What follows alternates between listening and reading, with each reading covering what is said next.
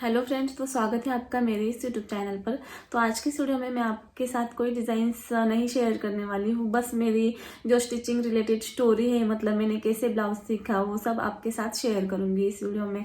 तो बहुत सारे लोग मुझे क्वेश्चन करते हैं कि आप कहाँ से सीखा, आपने कहाँ से सीखा है, आपको किसने सिखाया है, या फिर आपने क्लास किया है।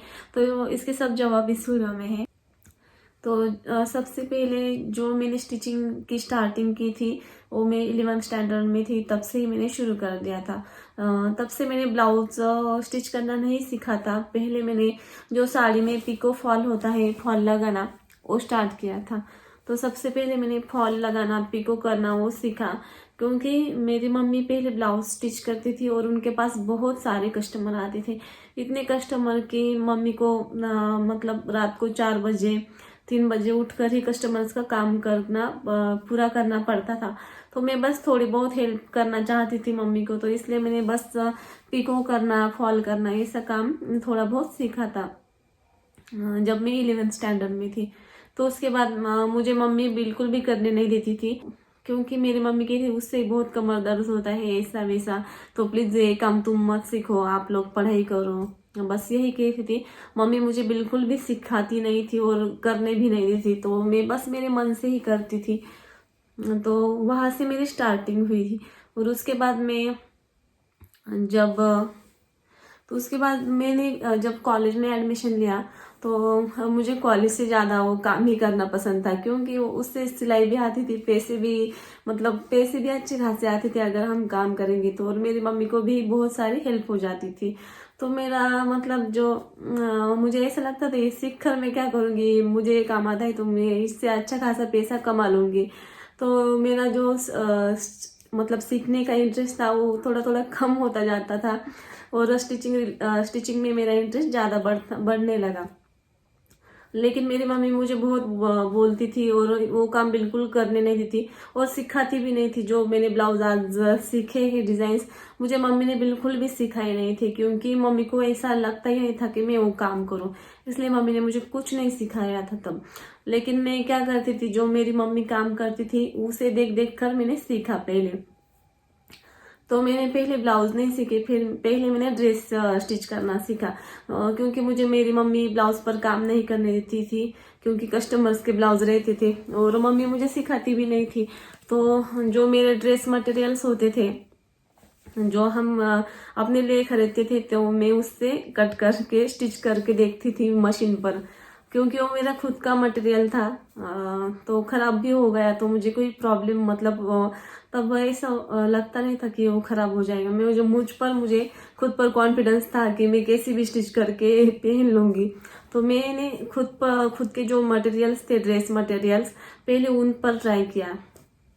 तो एक बार मैंने अपना जो टॉप होता है उससे ही मेजरमेंट लेकर उस पर मार्किंग करके थोड़ा बहुत स्टिच कर लिया। तो मेरी मम्मी को इतना पसंद आया वो टॉप। मम्मी को ऐसा लगा कि मैंने इसको कुछ मेजरमेंट नहीं बताया, फिर भी इसने कैसा ये स्टिच किया। तो तब से मेरी मम्मी को लगा कि इसको सच में स्टिचिंग में इंटरेस्टेड है।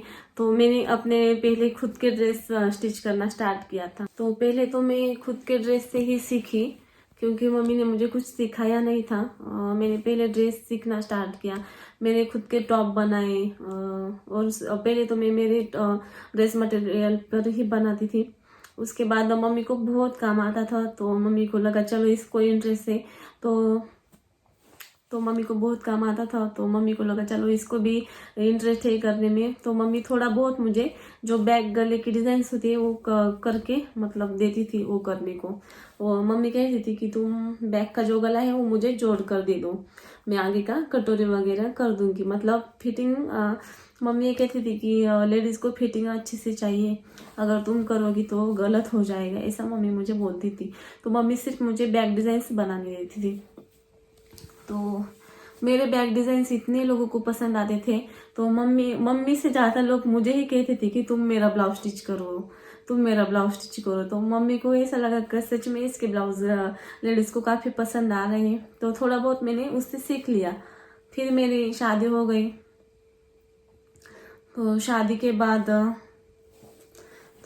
बाद मुझे ये काम करना ही था, मुझे बंद नहीं करना था।